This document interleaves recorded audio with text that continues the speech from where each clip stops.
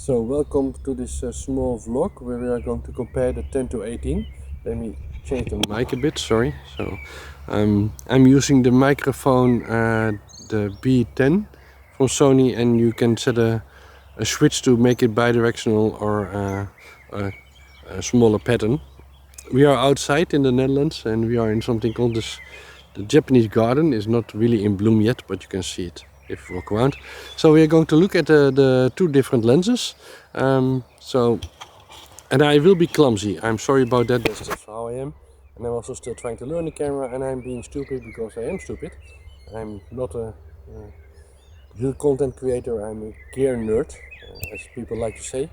So let me flip myself into the picture, and we should now be recording. And what I'm using now is the 10 to 18.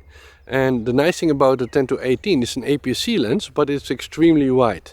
And I think this is a very good lens for this camera, simply because of how wide it is.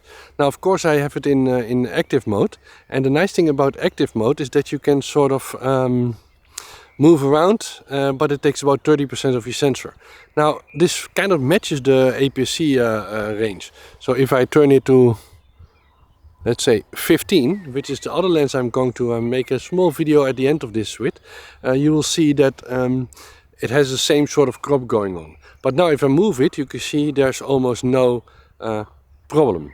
So why is this lens interesting? It's interesting because you can go a lot wider, as I already showed you. Let me put it back to 12, which seems to be about the safe spot, where you can still sort of move and have the correction. I'm moving like crazy now, but you can still have this dynamic activation, dynamic stabilization going on, but you don't really see it too much in the corners. And it's much wider, of course, than the 16, because the 16 would be something like this, which of course is less handy when you're vlogging. So what I'm going to do is going to use this lens, aim it to my bike and review it, just to see how it would work in real flow. I do notice some small things at times. I'm recording this in 4K 50p. I forget to look into the lens, but like I said, this is not my normal thing. So let me do an interesting sort of swipe around, which I think I'm trying to figure out how to do this. So something like this, where I turn off the picture and I need to switch the audio. I think normally what you would do is switch the audio to this mode, but then take out the sound in post. I won't do any post on this. So this is my bike, which I want to show you just because we need to review something. It's a really nice bike. It's an electric bike from a brand called Müller. It's not cheap, but I do bike about 60 kilometers a day, so about 35-40 miles. And yeah, what I really like about this bike is that it's, I would say, almost say the future. I have multiple bikes, but I really like this one because of the gearing system. So it's an electric bike, of course. So we see if we go down here, and that's why I'm making this movement to show you what a clumsy person can get as a result with this dynamic stabilization. But this motor is a Bosch CX, which is 85 Newton meters. They say it's 250 watts in Europe. It's actually not. It's limited to 25 kilometers an hour, but realistically it's about 600 to 700 watts. But we don't really care about watts, we care about the Newton meters. So what's really cool, and we can already see it from this side a little bit, is the gearing system. So let me show you. So if we look at the back wheel, we see a few interesting things. We don't see derailleur, but what we are seeing is an internal hub. And the internal hub is quite a normal thing that we see in Europe. You see that on many bicycles. This one is a little bit special because it doesn't have real gears inside. It's a continuous system. So basically there are no gears. It uses little balls to go from the lowest gear to the highest gear. Now the box which is below it, this box, is even more interesting because that automatically changes the gear for us. So that means that you never have to change gears. I rode about 5,000 kilometers on this bike in the last few months, and I've never changed the gear once. I can't even change the gears because there's no gear lever on the steering wheel. And you can also see that it has a belt instead of a chain. and that's also really nice because they last longer, make less noise. The whole system does have a little bit of a downside, and that is that you lose a little bit of efficiency if you have a really clean bike and a clean chain. But since this is an electric bike, that's easily compensated. So I don't mind. You can make the argument that if you lose 10% efficiency, then yeah, that's bad. I'm like, well, every year the battery becomes 10% better. So that means that if I buy a new bike 2 years later, all the efficiency gains are basically recovered because the battery is 20% bigger. So you can see on the steering wheel, it is quite a steer bar. And there's a little small handy mirror there that you can clap in and out. There you see the control panel and the display. So let me turn it on. And you can indeed see, I hope, that if I turn it into this mode, that I can set how many rotations I want to do per minute. And you can just set that, and that it takes that automatically and brings you to the top speed. So once you are at a traffic light, for example, you just start pedaling and it will automatically bring you to the maximum speed in the cadence that you really like. And I like about 65 or 70. And for the rest, you see that I have a holder for my iPhone, which is quite a nice one if it's locked in. A Dutch bell. You need to have a bell. But there's no gearing, right? There's no upshifting, no downshifting. There is 2 arrows here, but it's basically to set the support level of the motor, which you can set on auto, and that will also be automatic then. What we're also seeing, which I really like, is these water holders, which you can shift off. They're using magnets. And you can just sort of plump them on, take them off, take a drink, and put them back on. And you can have different ones. So I have one for my coffee mug, and then the water mug. Or I have a little bag which has some food in it, if I get hungry. And then on the back, of course, there's a system which is also quite nice. You have different bags and you can click them all. It's called MIC, and you can click on the different elements. In this case I have a small bag on there which can hold this camera and the other lens we are going to look at. And then, because we are in the Netherlands, there are different ways. I'm not going to show them all, but you can see one already, and there's another one, and there's a third one. Let's say protection system, so GPS receivers and other stuff to make sure that it doesn't get stolen. So if you move the bike, it starts yelling at you, and it starts yelling at me on my phone. So yeah, I hope you like this review of this bike. So we are now going to switch lenses, and we will look how that is. Let me also walk around a little bit before I do that, just to show you how the active stabilization is. And I will put it on, let's say 14. Almost 14. So the reason I'm telling you that is because of the active stabilization on this crop lens, right? So if you see the corners, and if I'm home I will also look at it. Of course the idea is that they are clean in the corners, and if they are clean at the corners we will see that. So clearly there's people outside walking their dog in this case. I'm not walking on flat ground, and I definitely don't have a ninja walk. So this is probably a very good comparison what somebody with this kind of a camera can do if they have no idea what they are doing. Let me walk to the water side, and then we are switching lenses, and I will put the other lens on there. And again, I'm not even trying to be stable.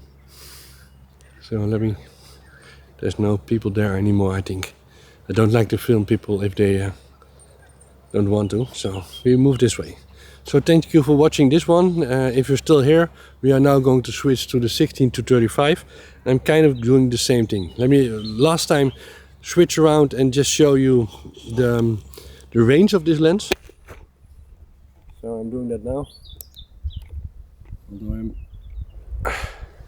So used in sort of attaching my linears to the camera, that I forgot that it was on the wrong hand. So let me zoom in and out.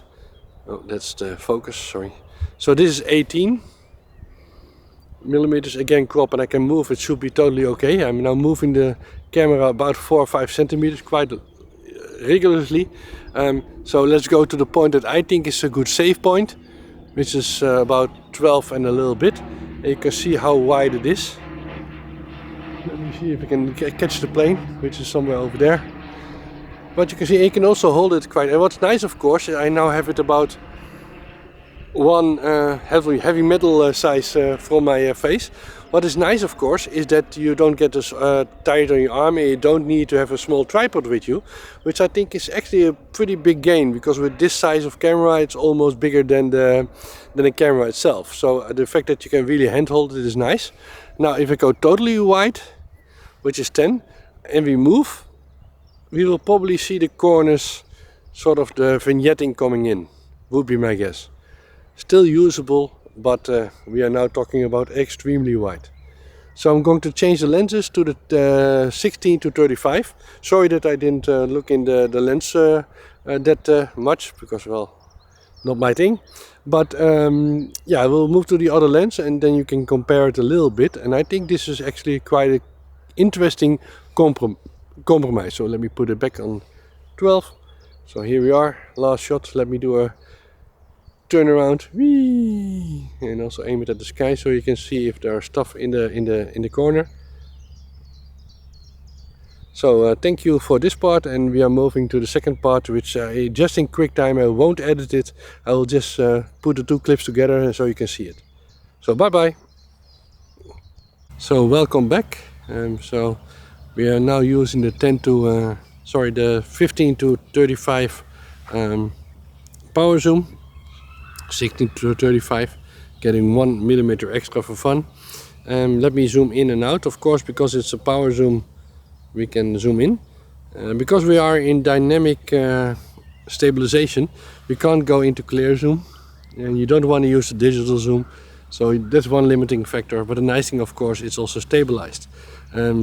If I turn it to my face, you will see that it is definitely not the same width that it can do. So let me first switch the audio to the directional again, which you can probably hear, and now I'm flipping it around, and here we are. But now we are at 16, so I have to manhandle a little bit, because I definitely need to get the lens further away from me, which I think is the nice thing about the other lens. The reason I'm making this comparison, of course, is that you can see the sharpness, and are you losing anything else if you go for the 10 to 18.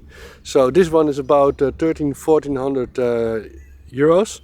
The 10 to 18, again, APS-C lens, but using it for vlogging in this, will probably, if you can find it second hand, for 450 euros, 500 euros. New, they're about 600 euros. They keep their value quite rigorously, and the reason I think is because everybody who went to full frame keeps this lens. Everybody kind of likes this lens. So let me flip it back and also then change the audio again and show you the let me also move it so that you can see that indeed the active stabilization is working and we don't see anything weird in the corners. Let me also go to the wide and the not wide mode. So again, aimed at myself is probably better there, but this is the widest it can get. And if I zoom in, we don't want to do that, but there we are. So let me flip it around and then do a little bit more of a review of the bike again, so that we can compare.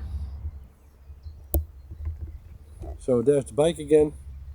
Let me also change the audio. So you heard that, I'm sorry for that, but that's the audio that is now basically in a round pattern and not just aiming to the front.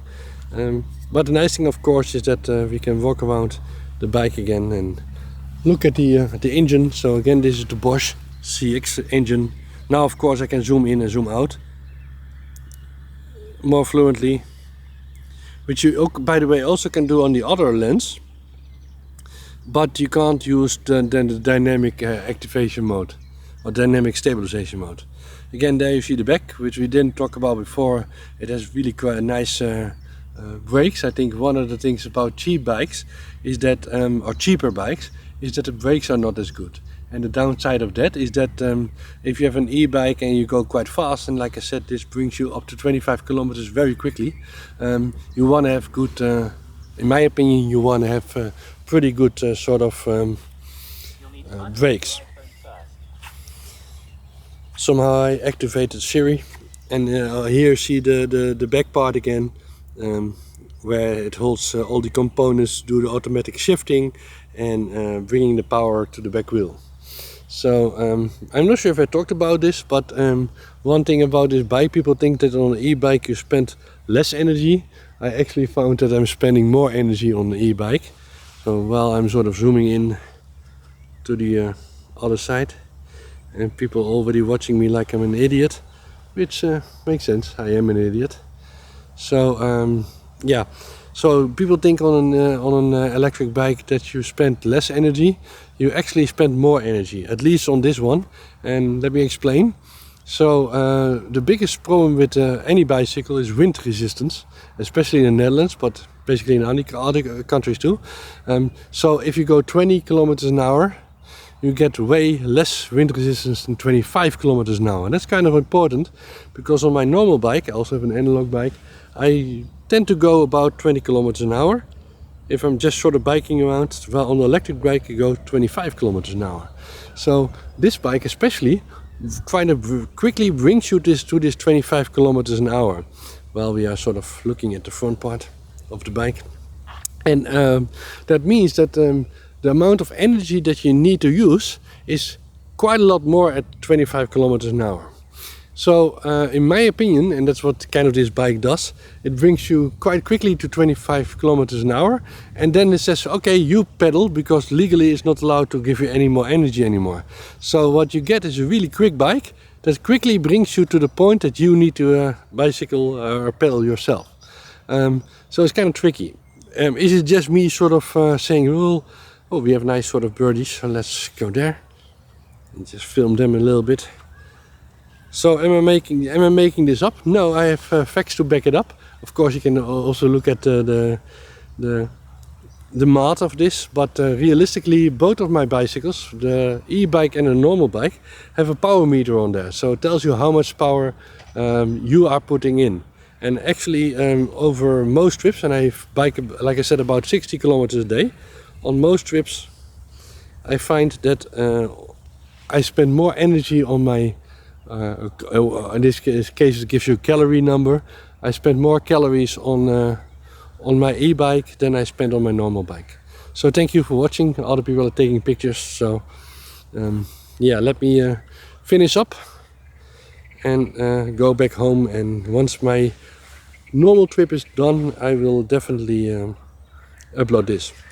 Again, we are recording at 4K 50p. I've been recording for quite a while and didn't overheat, and even have now the screen closed. I do notice, by the way, people say open up the screen if you're filming in 50p, right? But if you have it, you can't really move it out anymore like on the other Sony cameras if you are behind the camera, because then you have to flip image. I guess you can open it a little bit. I'm doing that now. And then sort of look from the side. I guess that's doable. But you can't really have it tilt anymore, so that's an interesting issue. Again, I forgot about the stabilization, which I think is a good thing, because that should be able to tell you that if the active stabilization is actually working for somebody who has no idea what he's doing. So thank you for watching, and let's go back home and review some more stuff.